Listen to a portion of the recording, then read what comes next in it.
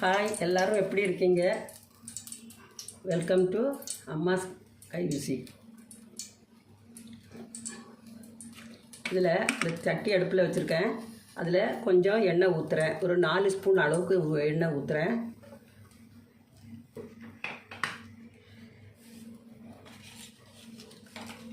எண்ணெய் சூடானதும் 2 கிராம்பு, 2 பட்டை, 3 ஏலக்காய், ஒரு பிரியாணி இலை வச்சுருக்கேன். அதை போடுறேன்.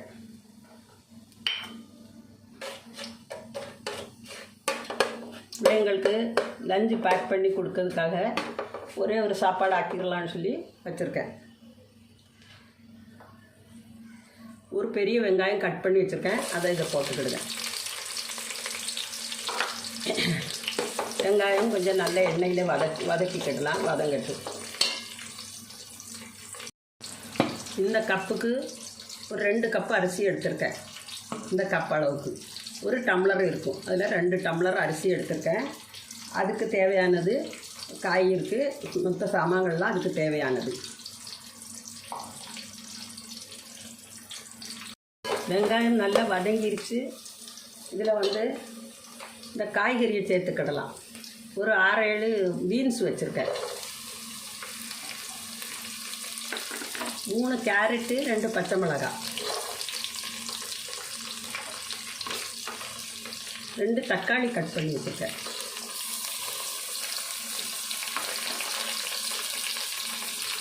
கொஞ்சம் க்ரீன் பீன்ஸு வேக வச்சு வச்சுருக்கேன். பச்சையாக கிடைக்கல, அதனால் க்ரீன் பீன்ஸ் எடுத்து வேக வச்சு வச்சுருக்கேன்.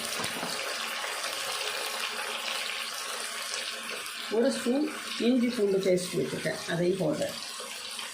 நல்லா வதக்கிக்கிடலாம். நல்லா வதக்கி எண்ணெயில் நல்லா கொஞ்சம் வேக விடலாம். வேகட்டும்.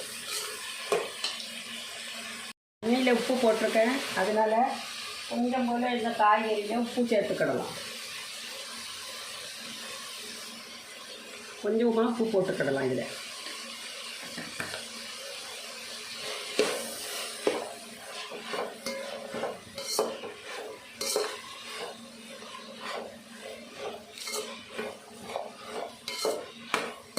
கொஞ்சம் எண்ணெயில் வேக வச்சாச்சு. இதில் 2 ஸ்பூன் மல்லிப்பொடி போடுறேன். 1/2 ஸ்பூன் வத்தல் பொடி போடுறேன்.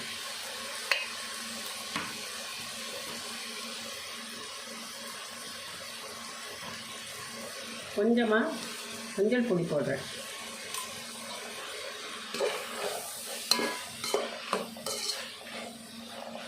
காய் கொஞ்சம் வெந்ததுக்கப்புறம் தண்ணி கலந்துக்கிடலாம். இதில் தண்ணி சேர்த்துக்கலாம். 1 டம்ளர் அரிசிக்கு 2 டம்ளர் அரிசிக்கு 4 டம்ளர் தண்ணி வச்சுருக்கேன். தண்ணியில் உப்பு போட்டு வச்சுருக்கேன். இதில் ஊற்றிடலாம்.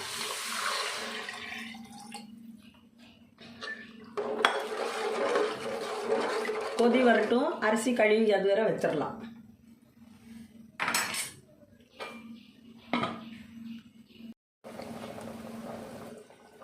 தண்ணி நல்லா கொதிக்குது. இதில் இந்த அரிசியை சேர்த்துக்கிடலாம்.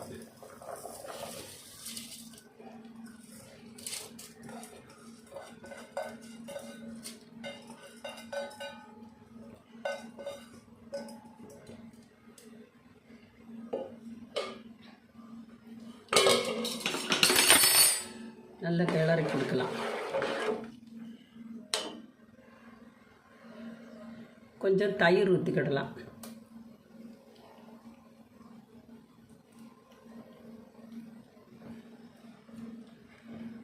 ஒரு 1/2 லெமன் புழிஞ்சு வச்சுருக்கேன். அதையும் இதில் சேர்த்துக்கிடலாம்.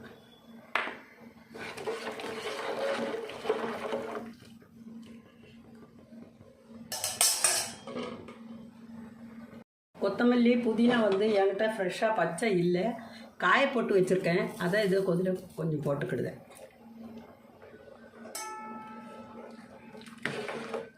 சோறு நல்லா வேகட்டும். ஜீரக சம்பா அரிசி நான் சொல்ல மறந்துட்டேன். ஜீரக சம்பா அரிசியாக்கும் கழுவி போட்டது. சாப்பாடு தயாராகிட்டு இனி இதில் கொஞ்சம் நெய் போட்டு தாளித்து ஊற்றரலாம். முந்திரி பருப்பு, திராட்சையும் போட்டு தாளித்து ஊற்றிடலாம். ஒரு 2 ஸ்பூன் நெய் வச்சுருக்கேன்.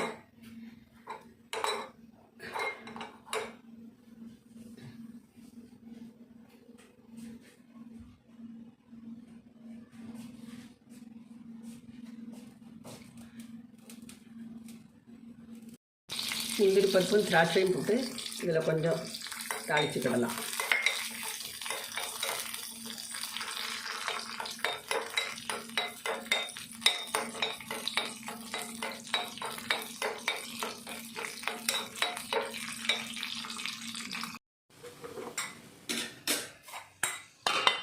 தாளித்தது இதில் சேர்த்துக்கலாம்.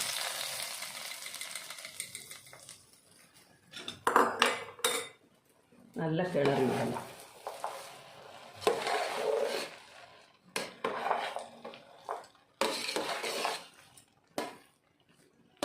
சாப்பாடு தயாராகிட்டு, வெஜிடபிள் பிரியாணி தயாராகிட்டு. நீங்களும் செஞ்சு பாருங்கள், ருசித்து பாருங்கள். இந்த வீடியோ உங்களுக்கு பிடிச்சதா இருந்தால் சப்ஸ்கிரைப் பண்ணுங்கள், லைக் பண்ணுங்கள், ஷேர் பண்ணுங்கள், கமெண்ட் பண்ணுங்கள்.